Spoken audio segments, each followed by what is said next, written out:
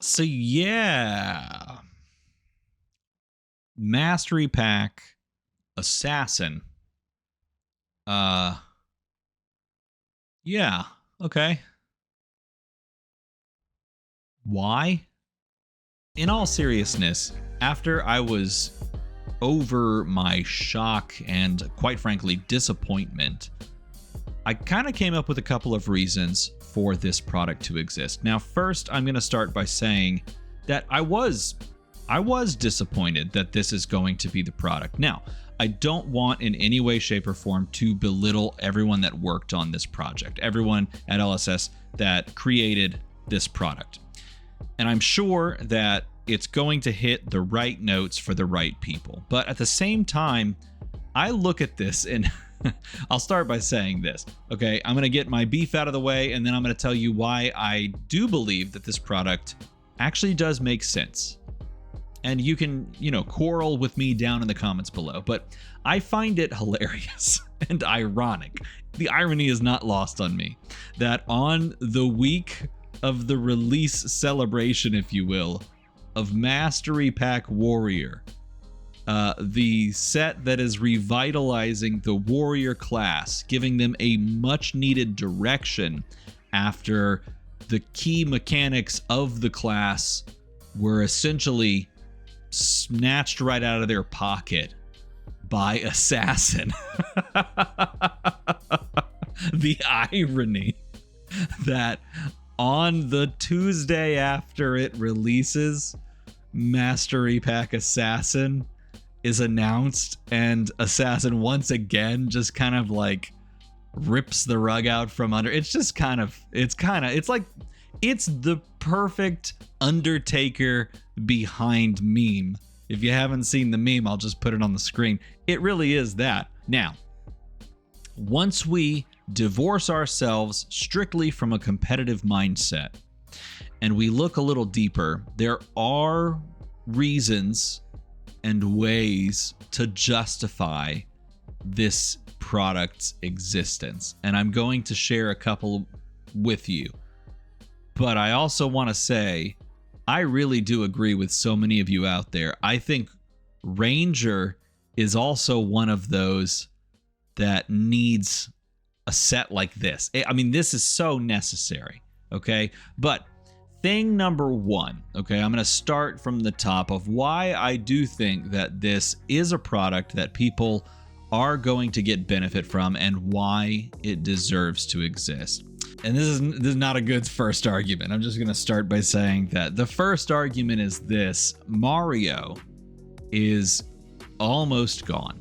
And honestly, at this point, from LSS's perspective, Mario at this point would probably already have been gone. If they were like forecast modeling forward when this hero was going to hit Living Legend status, the answer was probably at this point already. And so therefore, if you're looking at the Assassin class without the inclusion of Mario, without New, you have three heroes. You have Azuri. Azuri has done absolutely nothing since the moment that Shoma Yamamura won a Pro Tour on it. I think it was Pro Tour, right? Yeah, it was Pro Tour. It's been that long. You have Slippy, who honestly is actually not the worst. Like, Slippy faded because like some decks were able to kind of start to counter it, and also because Mario came out and you didn't want to feed Mario. And then finally, Huntsman, who arguably is the best of the three I just mentioned, has been gaining in popularity and is actually my personal favorite assassin. And I am biased because I got to spoil Huntsman, but at the same time, I feel like Huntsman's like the quintessential assassin. Like, everyone else does like tricks and stuff, but like the Huntsman really does feel like you are an assassin. You're contracted out to go do the thing. It feels like what an assassin strikes me as. But if that's the case, and these are the three heroes you have left, I could see a justification towards creating a product that would help those heroes. Okay, that's thing number one. Now, the reason I laugh about reason number one is because I could apply that same argument to like multiple classes. Ranger, Ranger. I could apply it to pirates. I could apply it to Necromancer, who's about to get a set. So, I mean, I can see that, right? Necromancer. I could apply it to that. You could honestly apply it to like mech. Once Dio goes, all you have are Teklevasen and Max. So like you could do the same exact Riptide and Marlin. Like the exact same thing carries over. At least with pirates, there's 3 heroes. With assassin, there's 3 heroes. With illusionist,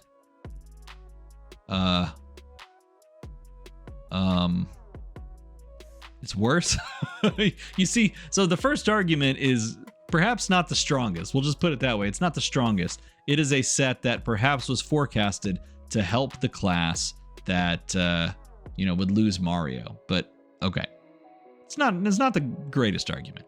But thing number 2 is this, and this is when my mindset started to shift. Here's the thing. These products, these Mastery Pack products, I think are not being fully understood by all of us in the community, at least from a purpose standpoint. The telos of this product, Google it if you don't understand. The telos of this product is not just to release cards and buff a class competitively. It has far more of a purpose than just that.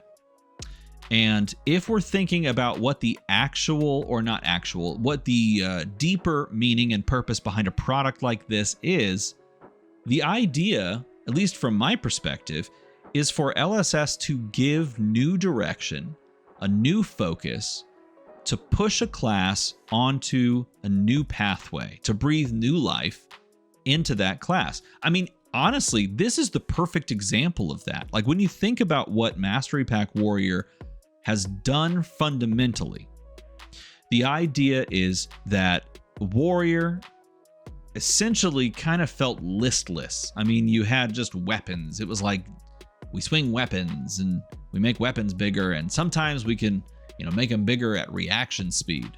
Like that's all they really had. And there were these like disparate keywords tossed here and there. But then Mastery Pack Warrior comes out, and now the class has a direction. You can go for Sharpen. You can go for Wager. You can build flurry tokens and swing multiple times. You have a reason or a purpose or a target to deck build for. With that in mind, it makes far more sense for a product like this because you have reason, purpose, and direction. And it's funny because with Mastery Pack Warrior, you didn't have those things, and the card pool for Warrior beforehand was like pretty middling at best with everything that you could do with all these warriors, right? Afterwards, you have clear direction and the card pool goes up. Assassin's different. Assassin is like, they have some of the spikiest, freaking broken, annoying cards.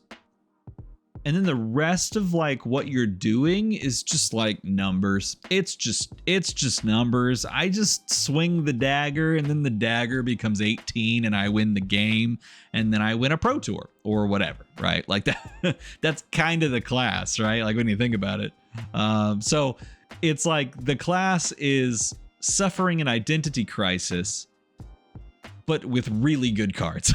So the purpose of this set from a teleological standpoint, like its inherent purpose, is to give direction to a class that has powerful cards already, and now it just needs a way to funnel them. And we get, of course, Dr. Mortimer, Blight of the Pits, who is a pretty solid encapsulation of that. A 4 intellect, 40 health assassin hero that says instant tap, cure a disease an opponent controls. If you do create a silver token, of course, diseases are now coded. In fact, I should pull this up. Diseases are now coded into blood rot, pox, inertia, and frailty. So if you missed it, they released an errata with this exact detail. So frailty, inertia, and blood rot, pox, Mastery Pack Assassin. Started with an interesting design context being based around the 3 types of disease tokens, but they didn't want to print these 3 things over and over and over again. So they just named them disease tokens. They gave them a subtype, and they're basically putting an errata on all of that. And then they have a detailed breakdown of Mastery Pack Assassin with Dr. Mortimer here. You can watch the trailer. I'll let you do that. They kind of just dive into supplementing this class. And then they touch on this, like, okay, we'll talk about this as point 3. And I will also talk about this when I open this box tomorrow.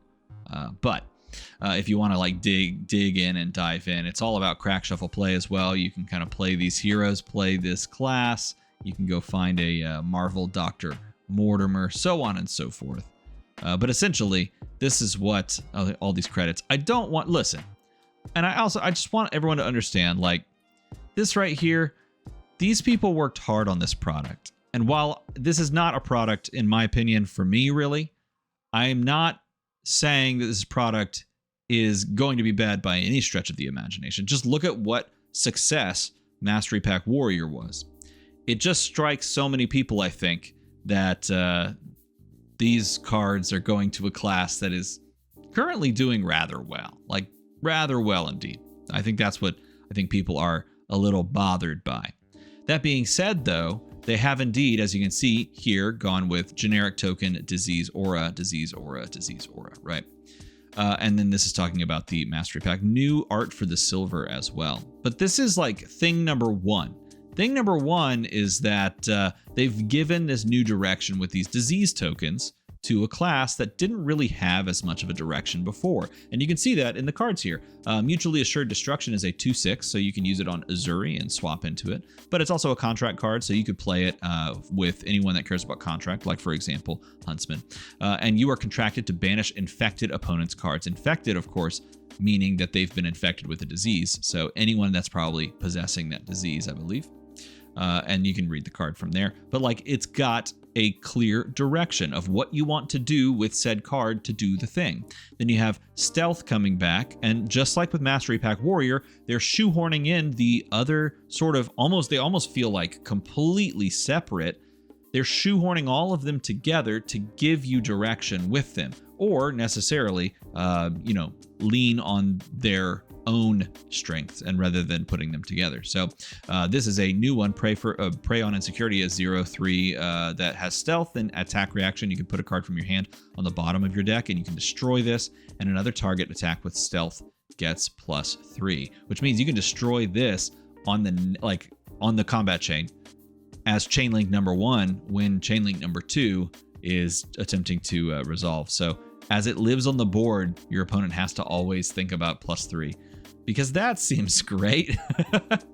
And then you have a blue 2/4 that becomes a 2/6, which is really cool. This art is incredible. This art looks so good. Oh, of course, it's Olga Terashenko. Olga's art is so good and so iconic and so like distinct, which is so cool. This one's interesting because when it hits a hero, you get to choose a card to banish, and they can play it until their end of their next turn. But like, if you choose to banish a random blue, then that blue is just gone, because they're probably not going to play a blue in favor of like the reds that you kept. So there's some like interesting wrinkles here that are really cool, honestly. Like, I'm not even mad that some of these cards are like really cool. Like the new Humor Plunge. Very strange humors indeed. Action, pay 2, tap to attack, go again. If this is attacking an infected hero, it gets +1. So it's attacking for 2, and then it has piercing 1. And then Mortimer has a specialization that is a 3-cost defense reaction trap. I love this card. This card's so cool. When this defends, create a frailty, inertia, and blood rot pox token under the attacking hero's control. Of course, you got to pay 3 because you're giving them all 3.